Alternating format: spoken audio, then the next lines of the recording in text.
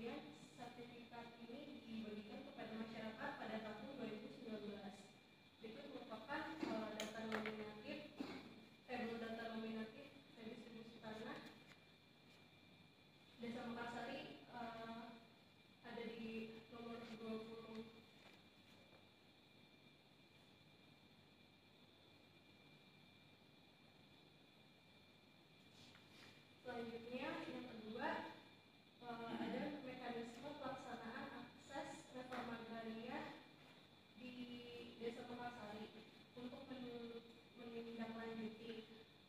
program reforma agraria yang telah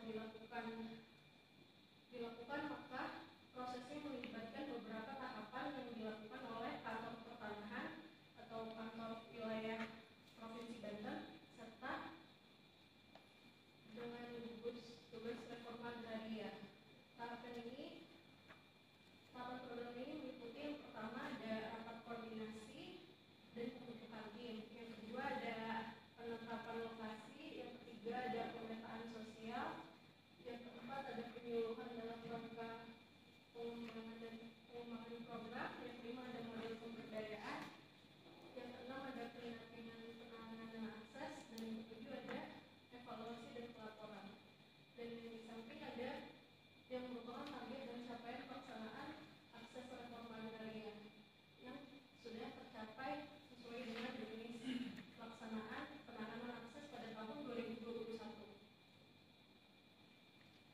Yang untuk keputusan nomor 3, di sini ada dampak pembangunan kampung reforma agraria di Desa Mekarsari, yang meliputi empat hal, yaitu dalam kesejahteraan. Yang pertama, kesejahteraan dalam kepemilikan lahan, yang kedua ada kesejahteraan ekonomi, yang ketiga ada kesejahteraan psikologis, yang keempat ada kesejahteraan sosial. Yang pertama meliputi kesejahteraan dalam kepemilikan lahan. Dari tabel di samping, sebelum reforma agraria, masyarakat Desa Mekarsari dominan tergolong pada kelas rendah dalam kesejahteraan. Terlihat bahwa 80% masyarakat di kampung reforma agraria di Desa Mekarsari tidak memenuhi kebutuhan primer seperti kepemilikan lahan untuk kelangsungan hidup.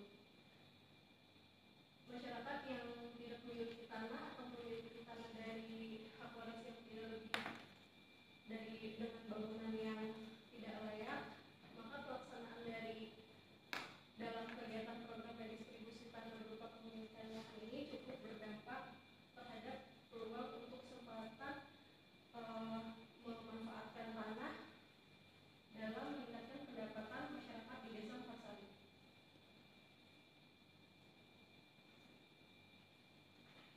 Selanjutnya ada kesejahteraan di bidang ekonomi. Dilihat dari tabel pendapatan sebelum program reforma agraria, masyarakat dengan rata-rata perkiraan pendapatannya sebanyak 170.000 per harinya. Maka peningkatan yang terperoleh setelah adanya akses reform rata-rata sebanyak 196.000 dengan penjumlahan. Maka walaupun dengan hanya hasil rata-rata peningkatan 26.000 di Desa Mekarsari masih ada peningkatannya, walaupun tergolong peningkatannya rendah. Yang selanjutnya ada kesejahteraan psikologis. Berdasarkan wawancara perangkat desa Mekarsari menjelaskan bahwa masyarakat tidak memiliki kekhawatiran yang lebih tentang beban perekonomian, karena yang tadinya masyarakat hanya mengontrak atau menyewa lahan, dengan adanya program redistribusi tanah ini meringankan beban pemikiran masyarakat Desa Mekarsari. Selanjutnya ada kesejahteraan sosial, merupakan kemampuan individu untuk menjalani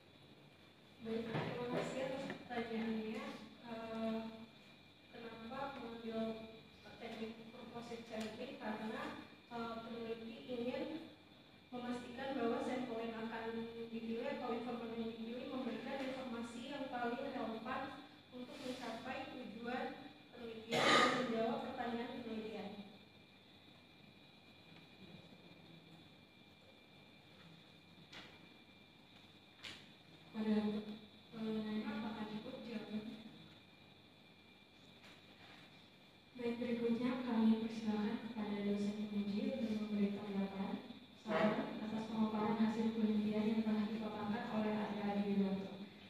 Yang pertama kami persilakan kepada Bapak M. Nazir Salim SSMA, kemudian dilanjutkan sama Ibu Dr. Sosiologi, dan kemudian Bapak Aris Tibana.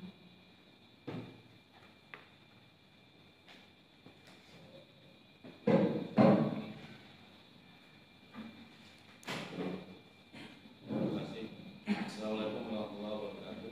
Waalaikumsalam warahmatullahi wabarakatuh. Guru Wati yang saya hormati, Pak Sugiono, yang saya hormati dan teman-teman mahasiswa. Ada kemarin saya sempat membaca tulisanmu karena kamu memberikannya kepada saya untuk cek, tapi hanya Pak 5 beberapa catatan yang kemudian kamu perbaiki. Terus saya mau mengecek dari mulai halaman beberapa jam pustaka gitu ya. Jadi sebenarnya saya kan pernah keliling kampung ini, desa Mekarsari, desa yang kecil yang sudah tertata rapi, desa. Kamu tahu nggak siapa yang membuat desa itu?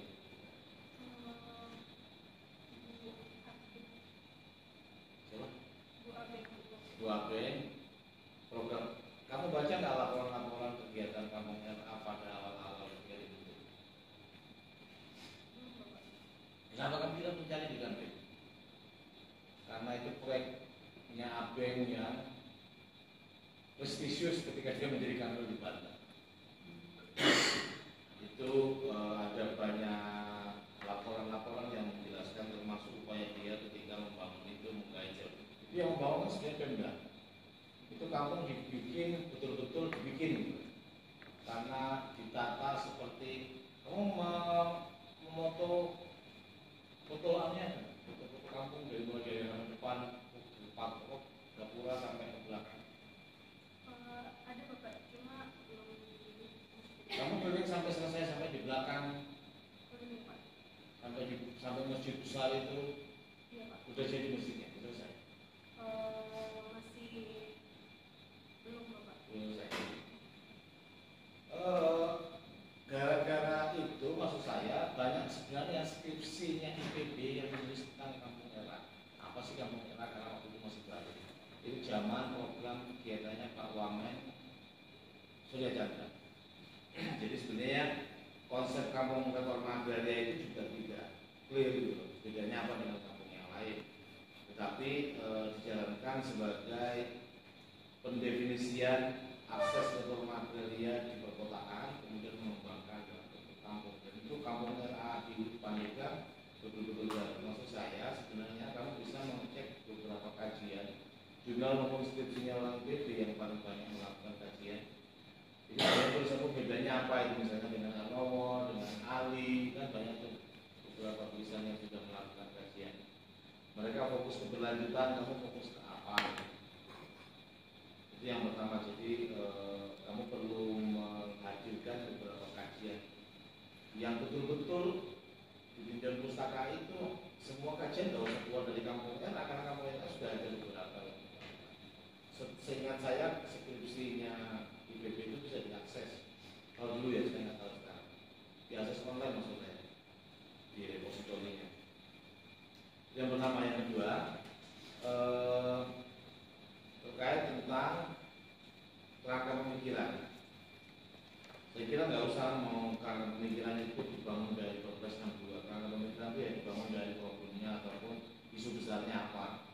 Bukan Perpres yang membangun kamu menulis itu, tapi kamu itu menulis aset dan akses itu diturunkan dari kebijakan RA, fokusnya ke kamu.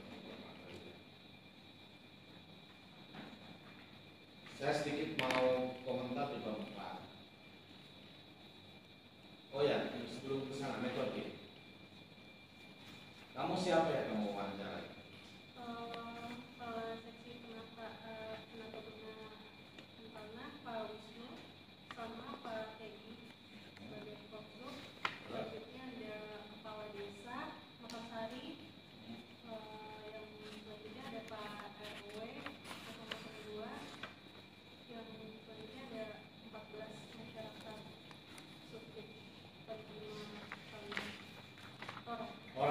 di kampung LA. Iya. Semuanya tinggal di situ.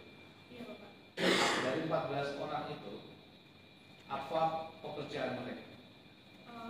Kebanyakan yang saya teliti itu ibu yang pelaku usaha sembako Bapak. Oh, UMKM rumahan gitu. Iya Bapak.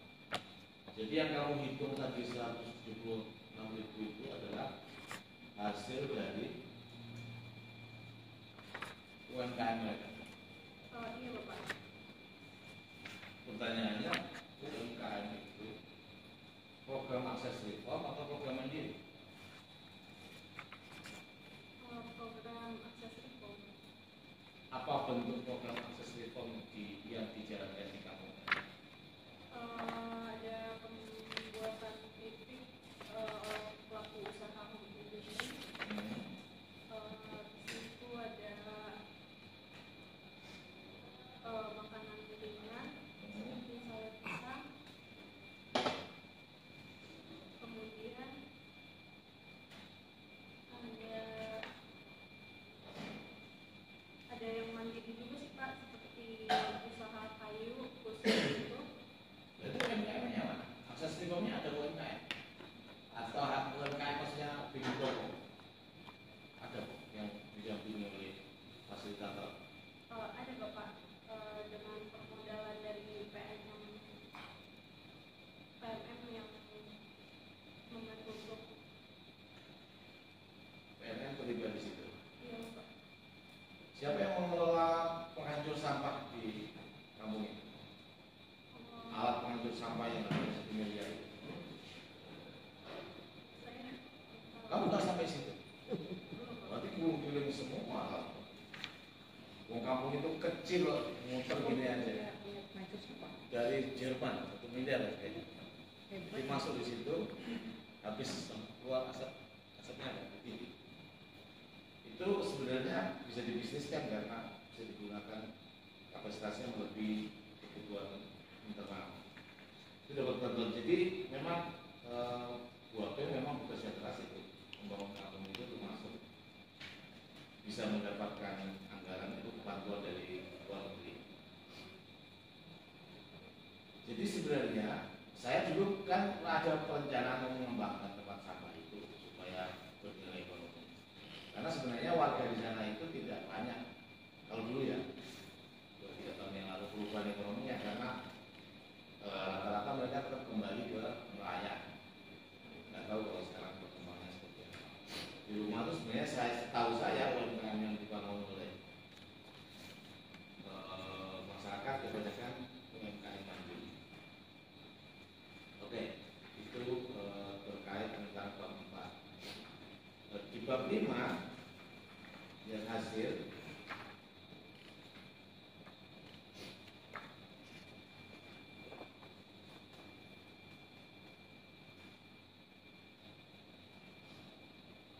berapa? Tidak ada data yang kamu hadirkan di sini. Rata-rata orang mendapat tapak rumah medis itu yang di kampung LA-nya. Data yang menunjukkan berapa luasan di tiap rumah tapak rumah yang didapatkan itu. 200 meter persegi Bapak. Totalnya ada berapa puluh bidang yang diberikan? Ada totalnya bersama hunian tetap sebanyak 380. Sisanya diredis di sebelah mana Pak? Di bagian bawah. Kalau kita masuk entah itu yang kanan atau yang kiri atau yang ujung. belakang berarti. Iya Pak. Itu lahan apa isinya? Sebenarnya itu untuk saya udah baca jurnal, kalau nggak salah untuk bukti sama untuk Bukan yang milik masyarakat. Masyarakat kan dapat regis, penata akses. Lalu dapat hunian tetap itu ditata lewat KT kemudian tanah ini sebenarnya kami tidak menyinggung sama sekali ternyata di sini. Itu programnya itu perataan pemukiman.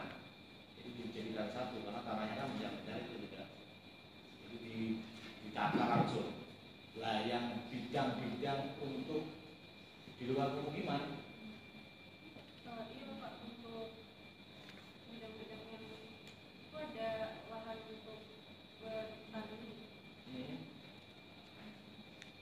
Semua penduduknya Pak?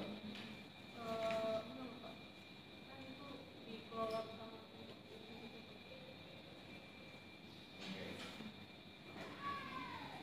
Enggak, itu juga ini sebelah mana dengan kampung? itu masih ada di kampungnya, cuma belum dibuat Bapak, masih berupa Lahan kosong ini? iya. Itu masih banyak lahan kosong seperti itu. Lumayan Pak. Kamu tidak punya data rincian detail para penerima legis?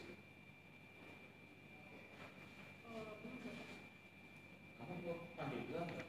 Berkantang? Nggak minta alat? Terus? Kayaknya ada di Alkitab ya Bapak.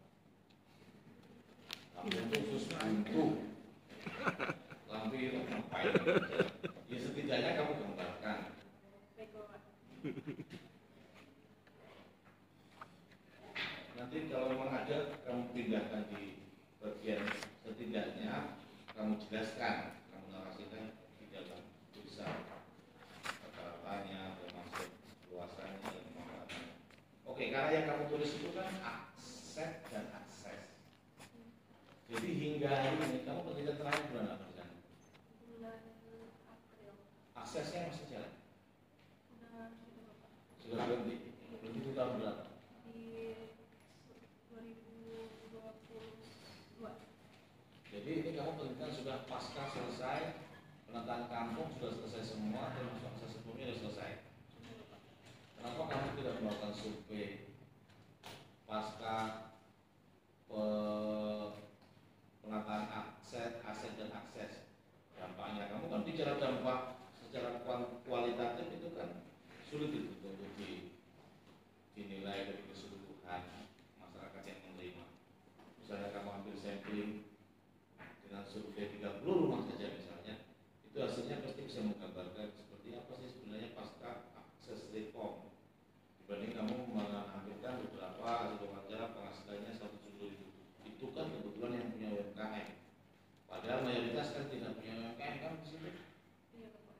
Jadi gimana nasib mereka, seperti apa kamu bisa menggambarkan pasca akses reform setelah sekian tahun. Iya Bapak. Jadi apa yang kamu jawab itu masyarakat kampung RA ini apa? Pasca akses reform dan pembentukan kampung RA, nasib mereka seperti apa, kehidupan mereka, kamu tidak tahu datanya. Ada yang buruh, jadi buruh di buruh tani, ada juga yang buruh proyek bangunan dan Berarti sama dengan seperti sebelumnya, iya, yang nelayan kembali ke nelayan, yang buruh menjadi buruh gitu. iya Pak. Jadi tidak ada perkembangan perubahan ekonomi, mayoritas masyarakat tetap sama. Ada perkembangan di ibu-ibu yang sebelumnya hanya ibu rumah tangga menjadi pelaku usaha. Itu yang kamu bicara di halaman 80 itu, 70 sampai 79 sampai 80 UMKM. Oh, mulai 77.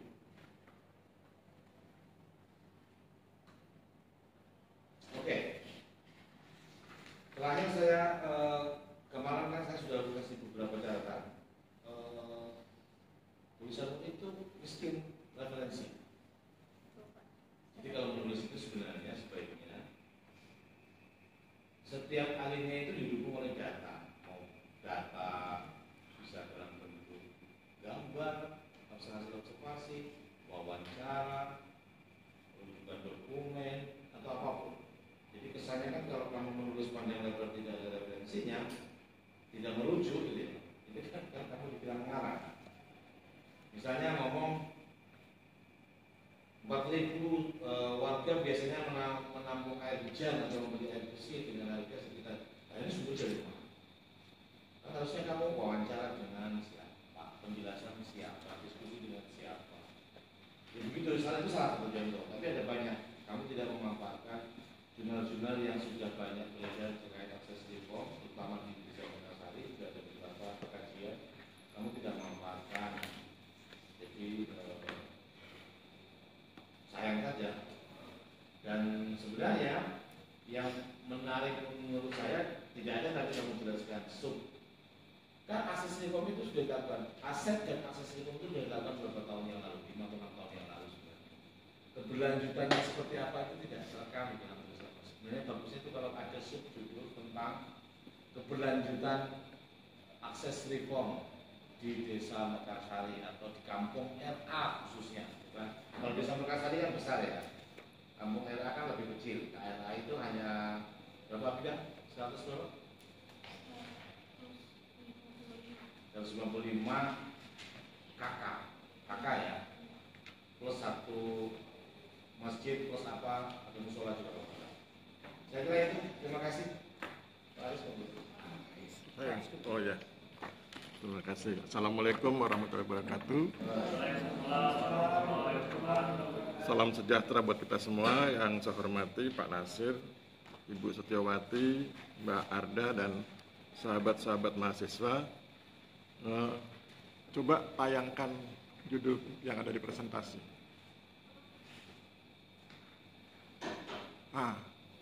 Saya ingin membaca, saya tuh senang membaca gestur, senang membaca kepribadian seseorang.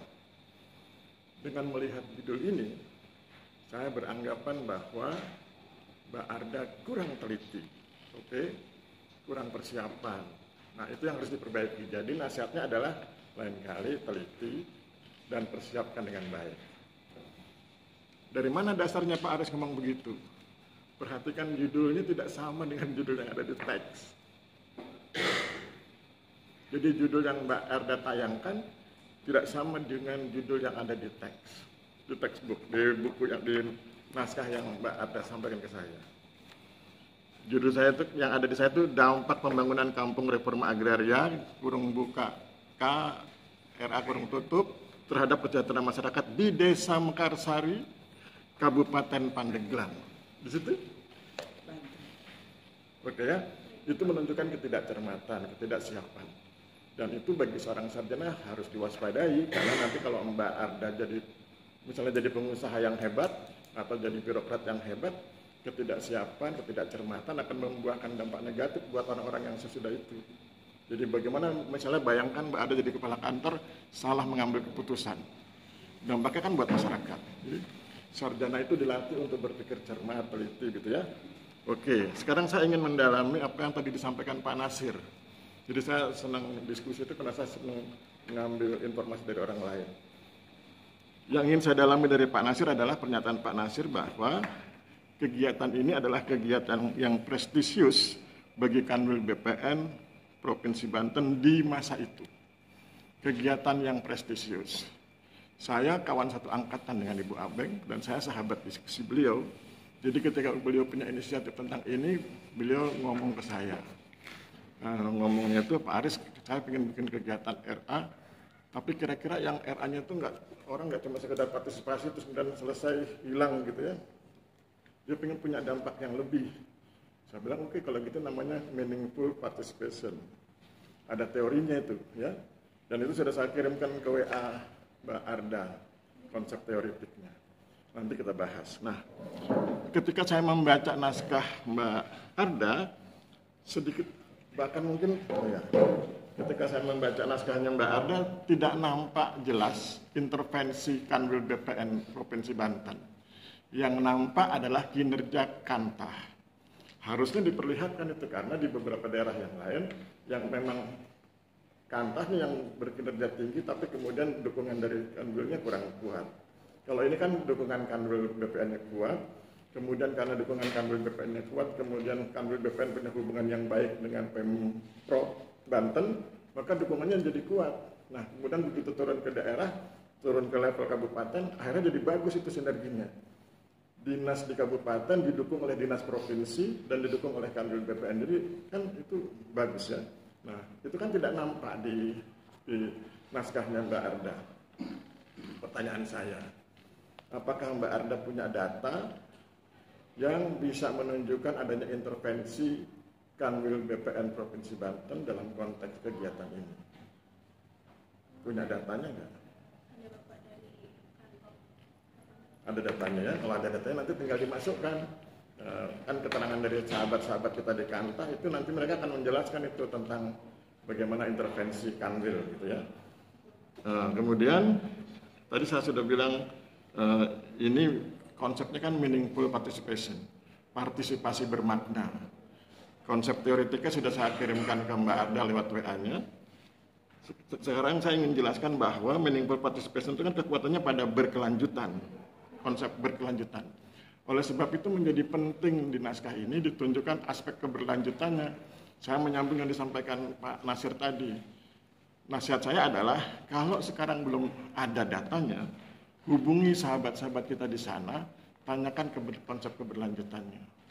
Jadi kalau misalnya kemarin punya kegiatan X, sekarang kegiatan X-nya itu diapakan? Gitu. Karena sebetulnya itu rohnya. Jadi rohnya Mekarsari itu pada konsep keberlanjutan. Kemudian sekarang coba tayangkan slide masalah.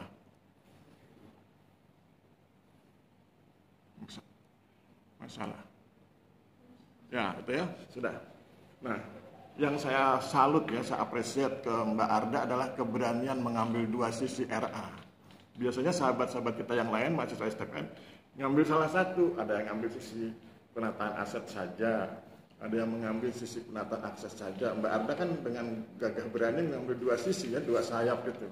Aset dan akses, saya pikir it's okay, itu bagus. Tetapi kemudian nanti tolong didukung dengan data yang kuat yang menunjukkan aspek keberlanjutannya. Sekarang coba tayangkan metode sebelahnya kira-kira. Metode penelitian ya. Nah, itu kan ada informan ya, kepala seksi penatagunaan tanah dan seterusnya. Kalau saya boleh mengkritik, kalau sekarang sudah terjadi ya, ini it's okay, sudah terjadi. Kritik saya sekaligus buat sahabat-sahabat mahasiswa yang lain, ketidakmampuan Mbak Arda membaca derajat intervensi Kanwil BPN Provinsi Banten adalah karena informannya kurang lengkap. Harusnya informannya ada juga sosok atau figur dari Kanwil BPN Provinsi Banten. Dari mana tahunya itu Pak Aris? Dari bertanya kepada teman-teman yang ada di Kantah Kabupaten Pandeglang. Nanti kan mereka akan tanya, oh coba hubungi Bapak ini yang ada di Kanwil BPN Banten. Sehingga kemudian dia bisa jelaskan itu bagaimana dosis atau derajat intervensinya. Ya, sehingga kemudian meskipun mereka intervensi, tapi teman-teman di Kantah Kabupaten Pandeglang tetap eksis gitu ya. Kan kadang-kadang ada intervensi yang menenggelamkan Kantah. Ini kan intervensinya tidak menenggelamkan ya. Itu. Kemudian coba lihat slide berikut, gambaran umum. Gambaran umum yang awal. Agak macet ya. Oh. Nah, ini ya peta ini. Nah, Mbak Arda di sini ditulis nggak dari PT mana tanah redistribusinya itu? Ini kan tanah redistribusi X tanah HGU gitu. Ada nama perusahaan HGU-nya di sini di naskah? Belum. Nah, itu juga menjadi kritik ya buat Mbak Arda. Nanti kalau prinsipnya gini, kalau ada data-data yang dianggap kurang, hubungi sahabat-sahabat di Kantah dan di desa. Teman-teman di Kantah itu bisa dihubungi kok, bisa lewat WA. Nah, tanyakan pada beliau. Saya ada data tapi saya nggak akan kasih karena saya ingin Mbak Arda berjuang ya. Cari informasi tentang HGU-nya, HGU-nya PT apa dan bagaimana sehingga kemudian jelas tanah ini adalah dari HGU tertentu ya, sehingga kemudian Mbak Arda punya data yang kuat. Itu kemudian berikutnya lihat slide redistribusi yang ada redistribusi. Berikutnya slide berikutnya. Nah ini kan pelaksanaan redistribusi, tetapi ini kan pelaksanaan redistribusi yang belum memperlihatkan intervensi Kanwil BPN Provinsi Banten. Nah nanti tolong dilengkapi, ini sudah oke, 1 sampai 7 oke, tapi tunjukkan poin-poin tertentu nanti di naskahnya, di teksnya, yang menunjukkan intervensi Kanwil BPN Provinsi Banten, karena itu menjadi penting, karena itu ciri bedanya RA di sini dengan di beberapa tempat yang lain. Terus kemudian kita lihat naskahnya ya.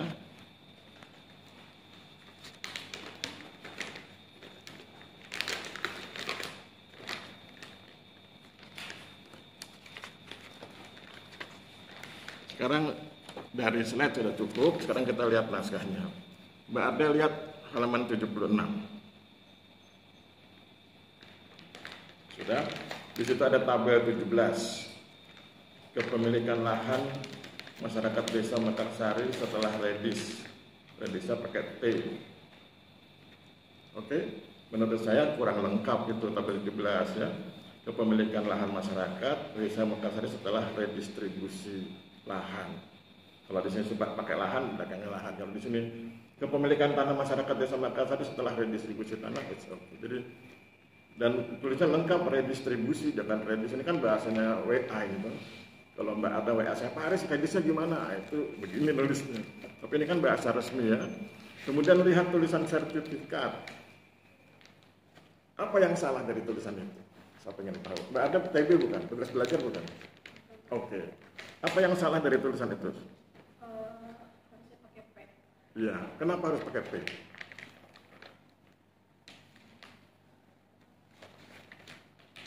Kenapa harus pakai P, Mbak? Itu kan ada filosofinya, tahu nggak filosofinya? Kenapa sertifikat, bukan sertifikat? Apa filosofinya? Kata kuncinya itu pikat, memikat, jadi itu bedanya. Jadi lebih maksudnya teman-teman BPN itu ingin menunjukkan bahwa sertifikat yang mereka keluarkan itu lebih bernilai dari sertifikat-sertifikat yang lain.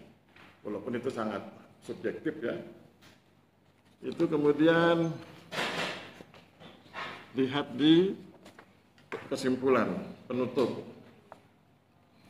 Mbak Arda tulisnya sangat naratif. Sebagai orang sosiologi saya suka tulisan itu. Tapi kan nanti yang baca bukan cuma orang sosiologi nih, Bu-ibu. Naskah ini kan dibaca oleh berbagai orang dengan berbagai disiplin ilmu. Biasanya sahabat-sahabat kita yang selain orang sosiologi atau antropologi, mereka sukanya pointer. Maka nasihat saya, kesimpulannya dibuat pointer saja untuk menghormati sahabat-sahabat kita yang tidak begitu gemar menggunakan konsep naratif seperti ini. Kalau saya senang ini bernarasi ya, jadi nggak pakai pointer, tapi kan lebih mudah kalau pointer. Apa untungnya Pak Aris kalau pakai pointer? Untungnya adalah kita bisa cek, oh rumusan masalahnya 3, kesimpulannya 3. Rumusan masalah 1 dijawab dengan kesimpulan 1 dan seterusnya. Nah kemudian nanti coba dicek. Pengertian kesimpulan itu kan simpul. Kalau Mbak Arda pernah ikut pramuka dulu atau SD atau SMP, ada pramuka, yang namanya tali simpul itu kan ukurannya kecil tuh. Nah, sehingga kemudian nasihat saya, coba disimpulkan lagi dari sekian banyak yang di poin 1 itu ya, dibuat lebih singkat, karena kesimpulan itu harus singkat. Bayangkan Mbak Arda sedang ujian, ada 3 pertanyaan, perintah dosennya begini, jawablah pertanyaan ini dengan singkat dan jelas. Nah, maka dijawab dengan singkat, nah nanti jawaban singkatnya itu letakkan di penutup. Saya pikir, bentar, ada lagi kayaknya sedikit. Nah, di bagian 88, bagian saran.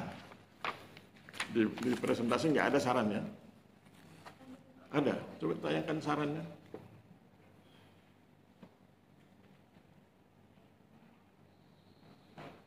Oh, sarannya nggak sama dengan yang ada di teks. Ya, nah saran yang ada di teks itu ada kata-kata yang menurut saya agak menimbulkan perdebatan. Kalau bagi kami orang sosiologi kan hobinya debat ya. Saya bacakan ini. Yang 1, saran pertama, pemerintah daerah khususnya pemerintah Provinsi Banten dan stakeholder pemangku kepentingan yang berkaitan seharusnya melakukan monitoring. Itu saran atau perintah? Jadi mainkan juga kan bahasa itu selain logika, rasa juga main. Rasio dan rasa ya. Ada semua seharusnya. Ini bahasa komando. Nah, ikut ini KTBN ya. Bela negara itu dulu zaman saya namanya Menwa. Saya dulu menolak ikut Menwa karena saya pikir sipil it's okay gitu ya. Jadi jangan gunakan bahasa komando. Ini bahasa komando ini seharusnya. Saya yakin Mbak Arda punya kata lain yang lebih indah dari ini, nanti diperbaiki. Ya silakan, yang penting jangan pakai bahasa komando. Saya pikir demikian, terima kasih. Saya serahkan ke Bu Wati. Assalamualaikum warahmatullahi wabarakatuh. Waalaikumsalam warahmatullahi Terima wabarakatuh. kasih untuk Pak Mas Nisari dan juga Pak Arsdiano yang sudah membahas untuk tulisan saudari Ada. Ya, Ada sudah menyelesaikan dokumennya, tapi memang banyak sekali tadi yang disampaikan oleh Pak Nasir dan juga Pak Aris, ya, yang mana ada itu minim pustaka itu tadi. Pak Aris pun juga demikian tadi sependapat ya, sehingga makanya tadi kemudian Pak Aris mengirimkan beberapa jurnalnya untuk tambahan bacaan ya. Jadi memang tadi sudah banyak yang disampaikan. Jadi memang saya lihat kok datanya ada yang tidak ada. Ini pelaksanaannya asetnya itu tahun 2018. Nah, makanya harusnya pertanyaan penelitianmu kalau memang asetnya itu sudah dilaksanakan tahun 2018, jadi di sini kan harusnya implementasi penataan aset ya di desa Mekarsari. Ini sebenarnya penataan aset di desa Mekarsari untuk apa? Penataan aset untuk kampung reforma. Nah, ini berarti di sini rumusan masalahnya juga harusnya dibunyikan bahwa itu adalah penataan aset di desa Mekarsari untuk kampung reforma. Tapi yang kemudian di pertanyaan penelitiannya harusnya ditanyakan bagaimana keberlanjutannya. Betul tadi kata Pak Nasir, ya. Kemudian sehingga nanti hubungannya dengan mekanisme penataan aksesnya.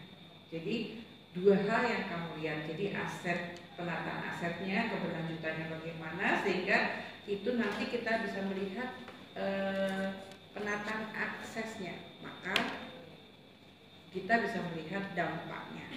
Itu kan sebetulnya jadinya. Makanya di dalam gerakan pemikiran itu juga langsung saja kegiatan reformanya yang kamu lihat tidak lagi peraturan, jelas semua peraturannya di atas, ya. Kemudian juga ada banyak sekali tipe yang kamu buat, ya.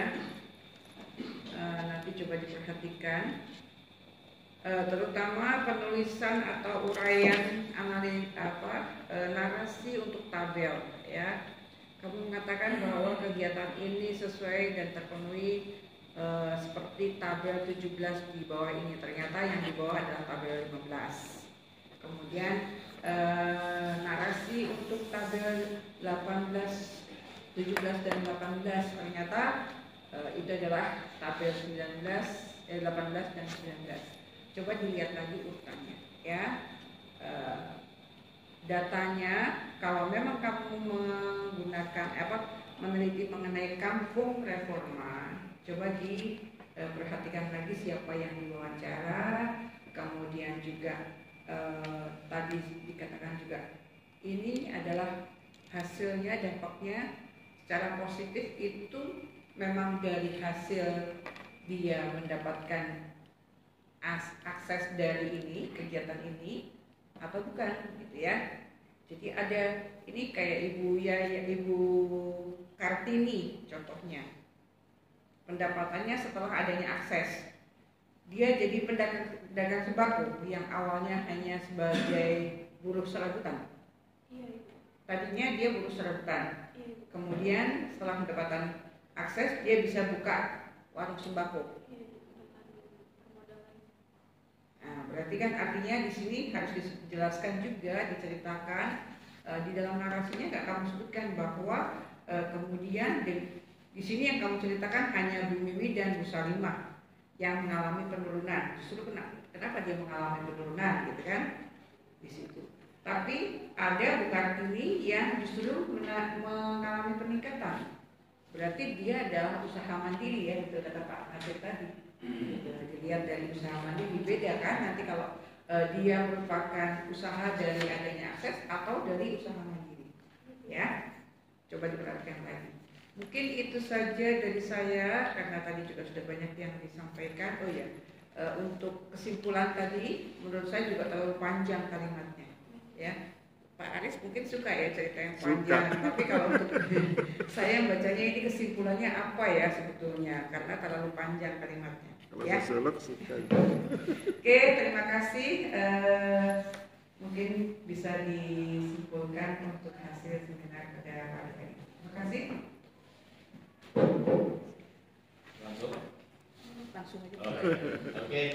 Terima kasih Bu Andi, Pak Aris. Saya langsung baca berita acara. Hari ini Senin 14 Juli 2025 telah menempuh ujian seminar hasil bersama Arda Adiwiwanto. Ini sekian kelas A. Seminar hasil dapat diterima dengan beberapa catatan dan perbaikan. Maksimal waktunya 1 minggu, boleh lebih. Nanti tinggal komunikasi saja sama pembimbing dan pembahas.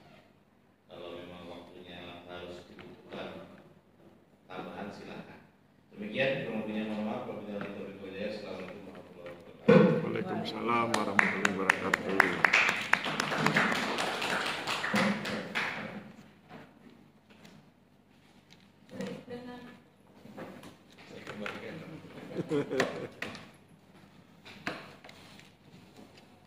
Dengan berakhirnya pembacaan berita acara seminar hasil, maka berakhir pula seminar hasil pada pagi hari ini. Atas perhatiannya kami ucapkan terima kasih. Mohon maaf apabila ada kesalahan perkataan.